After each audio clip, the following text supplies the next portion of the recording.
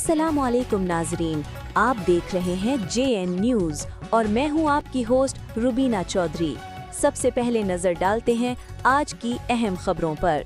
JN news खसूसी report bureau chief Javed Hashmi अड्डा लाड़ ओलिया के शहर मुल्तान से। JN न्यूज़ के ब्यूरो चीफ जावेद हाशमी की रिपोर्ट के मुताबिक पाकिस्तान पीपल्स पार्टी के मारूफ रहनुमा रुकन सूबाई असम्बली मियां कामरान अब्दुल्ला उम्रे की शहादत हासिल करने के बाद बाहिफाजत वतन वापस पहुंच गए। इनकी वापसी पर इलाके में खुशी की लहर दौड़ गई। सियासी समाजी शख्सियात की जानिब से मुबारकबादों का सिलसिला जारी है। तफसीलात के मुताबिक मियां कामरान अब्दुल्ला ने मुक़द्दस माह रमज़ान मुबारक में उम्रे की शहादत हासिल की, जिसे इनके चाहने वालों ने इनके लिए बड़ी रूहानी कामयाबी करार दिया। वतन वापसी पर उनका पुरतपाक इस्तकबाल किया गया, जहां मुअज़्ज़िज़ शख्सियात उनसे मुलाकात करके नेक तमन्नाओं का इज़हार किया। इस मौका पर दुबई इस्लामिक बैंक पंजाब के वाइस प्रेसिडेंट शफात खान मेहरानी और Sajid Khan Mehrani advocate high court ने खुसूसी तौर पर शिरकत की।